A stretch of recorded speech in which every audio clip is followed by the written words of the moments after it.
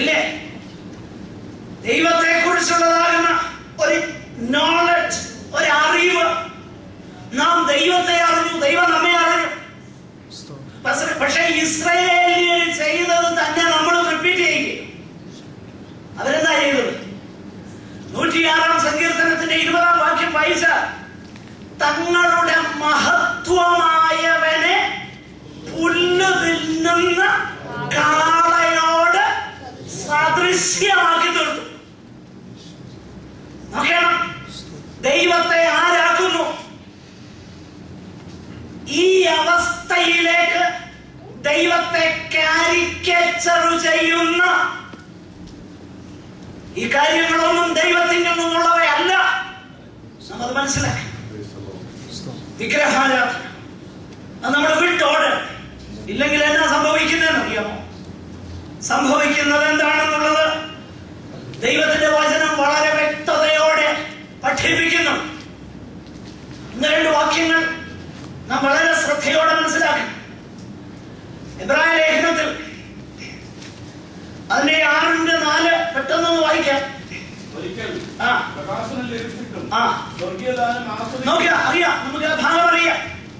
ഒരിക്കൽ പ്രകാശനം ലഭിച്ചു, സ്വർഗീയദാനം ആസ്വദിച്ചു, പിന്നെ പരിശുദ്ധാത്മാവിനെ പ്രാപിച്ചു, ദൈവത്തിന്റെ നല്ല വചനവും വരുവാനുള്ള ലോകത്തിന്റെ ശക്തിയും ആസ്വദിക്കുകയും ചെയ്തു. ഇതെല്ലാം ആസ്വദിച്ചു. ഇതെവിടാ തുടങ്ങിയെന്നറിയാമോ? ഈ ലാർജ് സ്കെയിൽ പിന്മാറ്റം തുടങ്ങിയതിന്റെ തുടക്കം എവിടാന്നറിയാമോ? തുടക്കം വേറൊന്നുമല്ല. തുടക്കം ദൈവവചനത്തോടുള്ള അലർജിയിലാണ് തുടങ്ങിയത്. ഞാൻ വെറുതെ അല്ല പറയുന്നത്. 2-ാം അധ്യായം ഒന്ന് ശ്രദ്ധിച്ച്. എബ്രായ ലേഖനം 2-ാം അധ്യായം 1-ാം വാക്യം.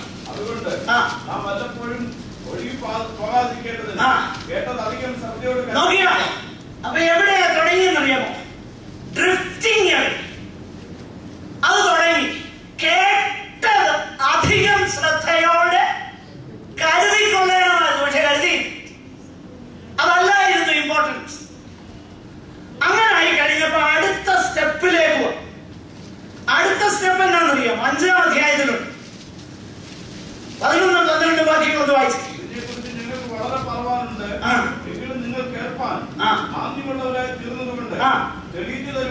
നോക്കിയാ, ഞങ്ങൾക്ക് വളരെ പറയാനുണ്ട്, പക്ഷെ നിങ്ങൾ എന്തായി തീർന്നു? കേൾപ്പാൻ മാന്യമുള്ളവരായി തീർന്നു. ആയിത്തീർന്നു. ഒരു കാലത്ത് ദൈവത്തിന്റെ വചനം അവരുടെ ഹൃദയങ്ങളെ ത്രസിപ്പിച്ചിരുന്ന ഒരു സന്ദർഭം ഉണ്ടായി. കുറച്ച് കഴിഞ്ഞപ്പോ ഇതെന്തായി തീർന്നു? മാന്യമായി തീർന്നു. അവർക്ക് മനസ്സിലാകും. പ്രിയമുള്ളവരെ, ഇതൊരു വലിയ പ്രശ്നമാണ്. മനസ്സിലാകാത്തത് നാം മനസ്സിലാക്കണം.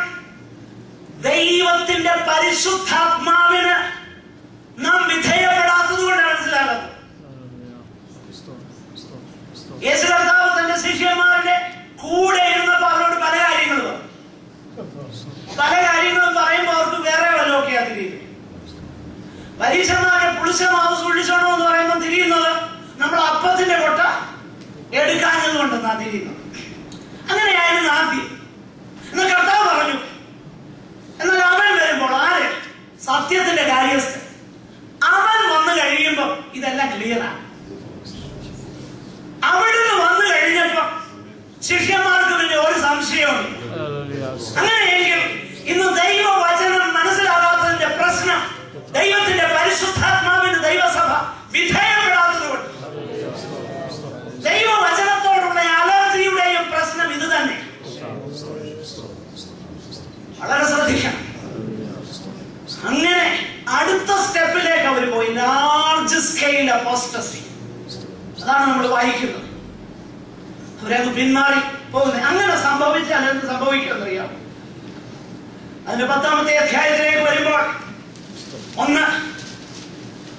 നമ്മൾ പഠിച്ചതാകുന്ന ഈ തത്വം തന്നെ അവിടെ ആവർത്തിച്ച് കാണാം. നമുക്ക് സത്യത്തിന്റെ പരിജ്ഞാനം ലഭിച്ച ശേഷം നാം മനഃപൂർവ്വം പാപം ചെയ്താൽ.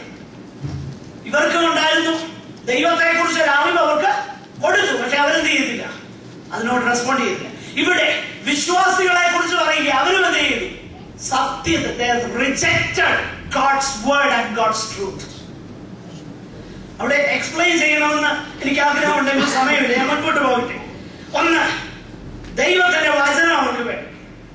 ഒന്നാമത്തെ സ്റ്റെപ്പ്. അടുത്ത സ്റ്റെപ്പ് 29-ാമത്തെ വാക്യം.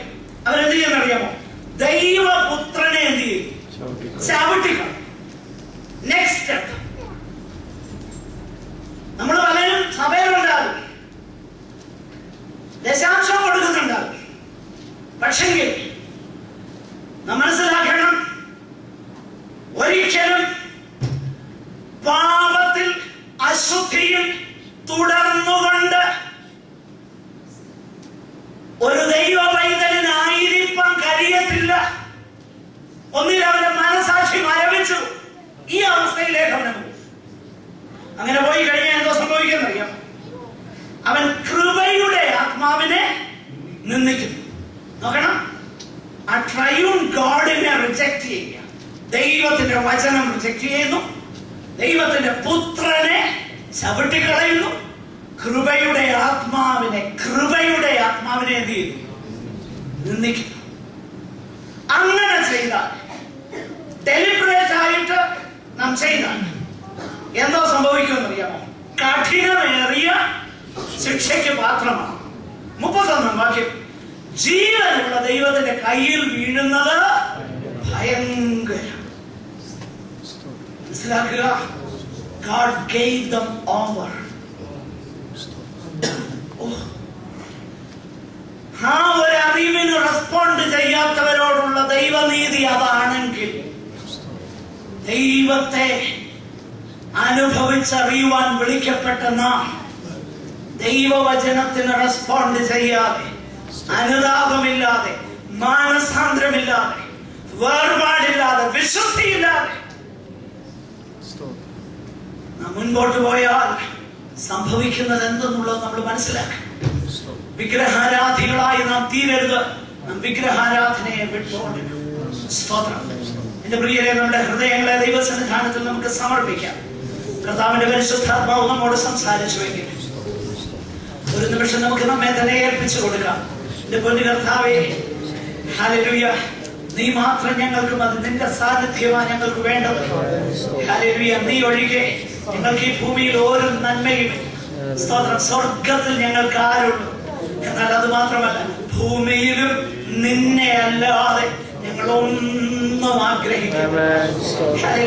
നീ അല്ലാതെ ഞങ്ങൾക്ക് ഈ ഭൂമിയിലും ഒന്നും വേണ്ട എന്ന് പറയുവാൻ, കർത്താവിനോട് പറ്റിച്ചേരുവാൻ, കർത്താവെ നീ ഞങ്ങളോട് സംസാരിച്ച, നീ ഞങ്ങൾക്ക് തന്ന ആ അറിവിനോട് പലപ്പോഴും ദൈവത്തിന്റെ ആത്മാവ് ഞങ്ങളോട് സംസാരിച്ചതിന് ഞങ്ങൾ റെസ്പോണ്ട് ചെയ്യാതെ പോയ ആ പാപം ഞങ്ങളോട് ക്ഷമിക്കണമേ.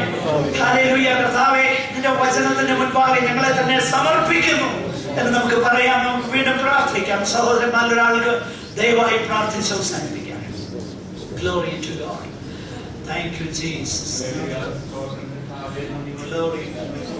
Glory.